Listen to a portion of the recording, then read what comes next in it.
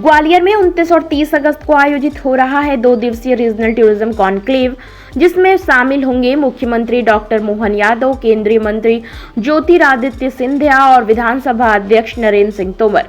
राजमाता विजयाराजे सिंधिया कृषि विश्वविद्यालय में होने वाले इस भव्य आयोजन में अभिनेता पीयूष मिश्रा और फैसल मलिक भी विशेष संवाद में भाग लेंगे। Timeless Gwalior, echoes of culture, spirit of legacy theme पर केंद्रित इस कॉन्क्लेव का मकसद ग्वालियर, चंबल और सागर क्षेत्र की पर्यटन क्षमताओं को पहचान कर निवेश को प्रोत्साहन देना है। पर्यटन और संस्कृति विभाग के प्रमुख सचिव शिवशेखर शुक्ला के अनुसार कार्यक्रम में होटल, रिजॉर्ट और वेलनेस और इको टूरिज्म क्षेत्र के निवेशकों को लेटर ऑफ अवार्ड दिए जाएंगे। साथ ही पारंपरिक कलाकारों के लिए मान सिंह तोमर यूनिवर्सिटी से MOU होगा। प्रचार प्रसार के लिए आप डिजिटल जी एंटरटेनमेंट और अन्य एजेंसियों से भी अनुबंध होंगे। हस्तशिल्प उत्पादों के लिए डेलबर्टो संस्था की साझेदारी से नई परियोजना शुरू की जाएगी। कॉन्क्लेव में 2 प्रमुख पैनल डिस्कशन होंगे, एक tourism as a cultural bridge और दूसरा Gwalior and Chambal heritage, luxury and experience पर।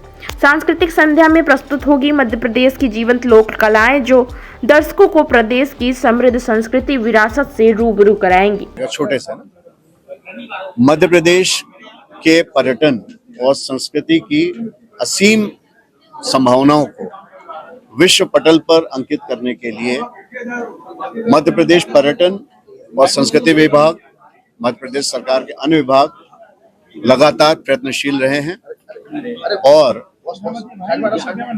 अक्टूबर के महीने में 11, 12 और 13 अक्टूबर को इसी उद्देश्य से मध्य प्रदेश टूरिज्म मार्ट का आयोजन किया जा रहा है, जिसमें देश और विदेश सभी जगहों से ऐसे टूरिज्म से रिलेटेड जो हितधारक हैं, टूर ऑपरेटर्स, ट्रैवल एजेंट्स, निवेशक, मीडिया के लोग, इन्फ्लुएंसर, ये सब एकत्र होंगे। उन्हें पूरे मध्य प्रदेश की विशेषताओं के बारे में अवगत कराया जाएगा। और इसी कड़ी में 2 रीजनल टूरिज्म कॉन्क्लेव्स का आयोजन किया जा रहा है। एक रीवा में हो चुकी है और दूसरी ग्वालियर में किया जा रहा है। जैसा आप सब अवगत हैं कि ग्वालियर क्षेत्र, चंबल क्षेत्र और सागर क्षेत्र, ये पूरा संस्कृति और इतिहास की दृष्टि से बहुत ही महत्वपूर्ण है और यहाँ पर इस प्रकार के स्मारक हैं जो कि दुनिया में कहीं देखने में नहीं आते। विशेष तौर पर भारतवर्ष का जो हमारा ओरिजिनल आर्किटेक्चर है, स्टोन आर्किटेक्चर है, और जो यहाँ का स्थापत्य है, जो यहाँ के विशेष मंदिर हैं, फोर्ट्स हैं, मॉन्यूमेंट्स हैं, उन सब को देश विदेश के लोगों के समक्ष प्रस्तुत करने के लिए ग्वालियर में 29 और 30 तारीख को एक ग्वालियर रीजनल टूरिज्म कॉन्क्लेव का आयोजन किया जा रहा है। इसमें तमाम निवेशक आएंगे, तमाम ट्रैवल एजेंट्स, टूर ऑपरेटर्स आएंगे। एक अलग से इन्फ्लुएंसर्स मीट भी आयोजित की जा रही है, जिनको मध्य प्रदेश टूरिज्म के साथ आगे भविष्य में मिलकर काम करने के लिए प्रेरित किया जाएगा और यहाँ की स्थानीय विशेषताओं को वो कैसे विश्व पटल पर लाएं, इसके बारे में उनसे चर्चा होगी।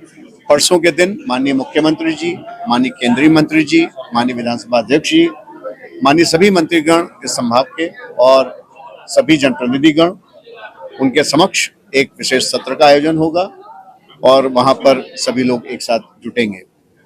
ऐसे तमाम निवेशक जो ग्वालियर और आसपास के सभी क्षेत्रों में निवेश करने में उत्सुक हैं और यहाँ पे अच्छे होटल्स, रिजॉर्ट्स, पर्यटन की अन्य परियोजनाएं स्थापित करना चाहते हैं, उन्हें मध्य प्रदेश पर्यटन नीति के तहत जो इन्वेस्टमेंट की सुविधाएं दी जा रही हैं, उसके बारे में भी उन्हें अवगत कराया जाएगा।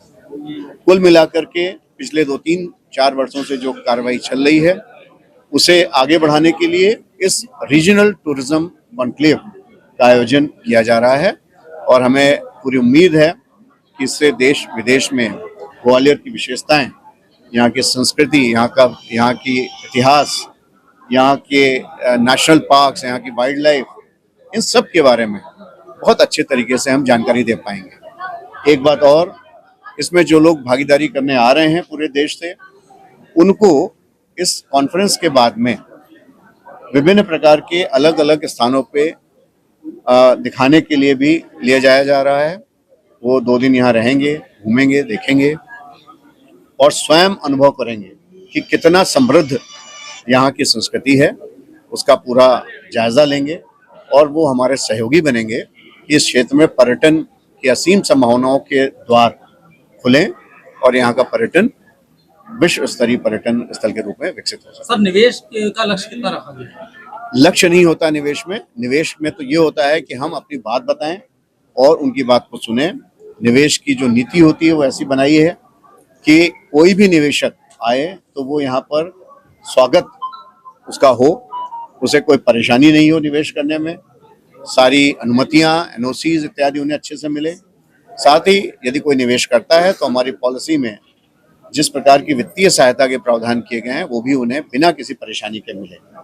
और बिना लक्ष्य के ही माननीय मुख्यमंत्री जी जिस प्रकार से पूरे देश के विभिन्न शहरों में और विदेश में भी जाकर निवेशकों को आकर्षित कर रहे हैं, उससे अद्वितीय माहौल बन गया है और सभी निवेशक बहुत रुचि ले रहे हैं। मध्य प्रदेश में बड़ी मात्रा में वो आ रहे हैं और निवेश करने के लिए वो तत्पर हैं। ठीक है, संगीत के दृष्टि से ग्वालियर पूरे विश्व में अपना विशेष स्थान रखता है, केवल भारत में ही नहीं।